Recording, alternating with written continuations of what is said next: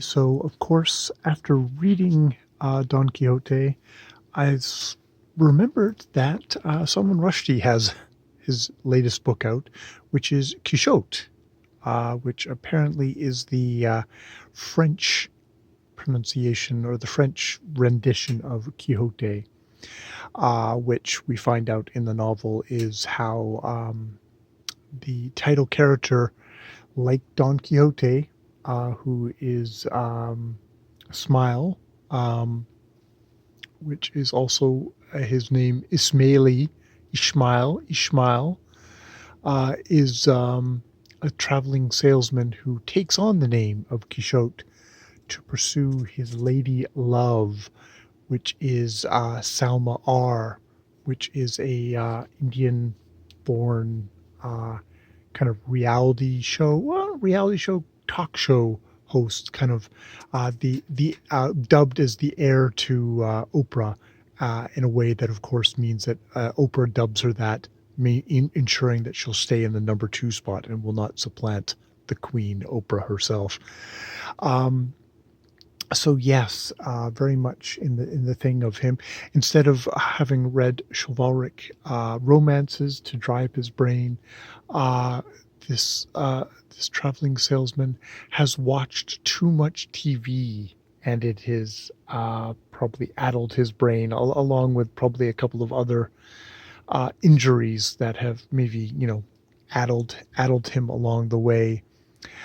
He gets eventually gets fired from his job as a pharmaceutical salesman by his I think it's his cousin, who's like a billionaire, but he makes the mistake of declaring that he's going to be bringing his soon to be girlfriend Salma R to a thing, and this is sort of like saying perhaps you are going to be bringing Padma Lashki to your next barbecue, because she soon will be mine.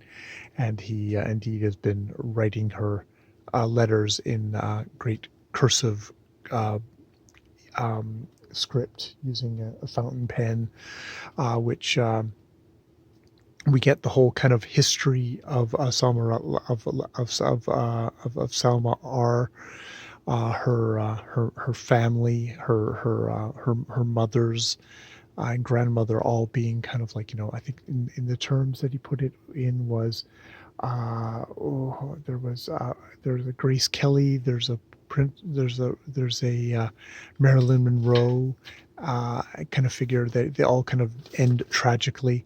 She she's able to kind of nurse her mother for a while until she finally does kind of give up the ghost herself to pills, and embarks upon her own career, and then decides, screw this, and goes to New York and does her own talk show where she rises to great fame, and indeed is worshipped and lusted after, and admired by the various segments of the population, which I guess is where Quixote develops his fixation on her, and is going to embark on coming to her. Now, because this is Don Quixote, we need a Cid El Hamet figure in this book as well, and which we do have, because the alternating chapter is this guy called Brother, who is the author of Qchott, who is a who goes under a pseudonym of what's it, Sham something. Oh man, Sham Dusham Sam Dushame, which is Sam Dusham, where he writes detective novels, or not detective novels, or espionage novels, and they're all about the kind of the secret service stuff of the various countries, including the Canadians, who are just holier than thou, which to a T describes Canada on the world stage. Holier than thou, indeed. asshole hypocrites would be another way to put us. Um, and indeed, he's decided he wants to make a play for kind of literary kind of greatness. We also have a bit of a description of his family, very kind of very Salman Rushdie kind of family situation where the father and the mother have split apart. There's a favoring of the son over the daughters, where he gets the big education, she doesn't. He ends up in New York. She ends up in London. They're estranged because of all this, because that hatred, that rebellion against the parents, or that kind of like anger against the parents, rises to encompass him as well. And I mean, I doubt if he's completely to thing, but brother decides to, yes, write this novel about Qchtt. And interesting, within Qchtt, Salma R stars on a show which is about the Five Eyes, which is which is brother's espionage novel. So we get that, and I mean, this is typical. It's funny. It's listening to this at the same time as reading Stoner. Stoner, which is a very stately, by John Williams, is a very kind of stately, restrained, quiet novel, deeply felt, while at the same time getting all the pyrotechnics and the kind of compulsive lifts making, and the chaos of Salman Rushdie's novel. Salman Rushdie's novels. He is such a city writer, and he's such a everything's happening at once, and we're getting an onslaught of everything, of all culture all at once. Is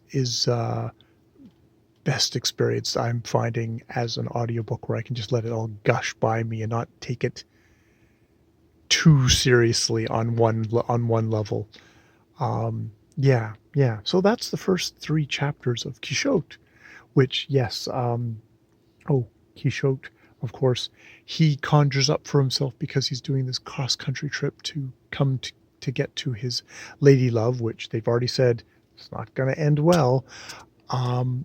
He conjures up a son for himself, who he sees in black and white, sort of, I don't know, it's kind of semi-artsy. I also get kind of magazine model thing, but it's his son from the future, because he's dark-skinned, sort of like Salma,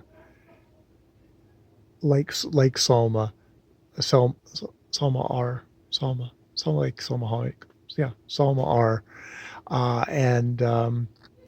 And she says it's like, he's from the future. He's like taking the Doctor's TARDIS to get here. Doctor Who references. And he's a very surly, out for himself kind of kid. Like, what's it in it for me? Which, a little bit of an echo of Sancho Panza's, like, well, I'm going to come with Don Quixote, but I'm going to come because he's promised me stuff, and he's going to have appetites. So I guess we'll see about these various all the various kind of things, various stuff. It's funny. I think I read a review of this at some point where it was like, Salman Rushdie's talking about a big kind of television personality woman that that Qchtt is thing, and it's like, oh, isn't that like Padma Lashki, his wife? But done a pretty good job of making it pretty much a different character, a different person, at least in the broad strokes. I'm sure enough that I'm not particularly going to talk about it, I think, in anything that I would talk about it, because it's like there's Bollywood royalty here. There's a lot of other stuff that just, it doesn't strike me as a particularly a Padma thing. And it's probably more interesting to see as projecting, though it's interesting that Don Quixote finds a simple peasant woman and projects her to be kind of a princess, whereas Qchtt is finding someone who is projected as a princess on the big media thing, and is latching on, maybe confusing, um, is confusing reality, fiction with reality, with the all the media. He believes all of, like Don Quixote believed all the chivalric romances. I think he's going to believe everything he sees on TV, or you know, all the junk media. Like, he believes that Doctor Who is actually true, and this kid has traveled from the future back to him to accompany him, to help him get his mother. And it's like, yeah, it's like, well, what's in it for me? Well, it's like, well, I have to make with your mother so you can exist. Your very existence is at stake. And he's like, yeah, whatever. So, but it's interesting that he's taken someone. It's not He's not taken a humble woman and made her into a TV star. He's got a neat TV star that he's fixated on and believes that she is going to love him. So yeah, yeah, that is the first three chapters of Qchtt by Salman Rushdie. That irrepressible, uh, pretty hyperactive, but if you just kind of get in the groove and just let it wash over you kind of author, he's fun. He's fun. I'm going to take it as that. And just, there's something about that freneticness that feels right, feels real sometimes, feels kind of true to the fucking fire hose of um, sensation, of stimulation that comes at us every day. I respect that. I respect that in Rushdie, what he's trying to get at. All right, I will leave it there. More videos later.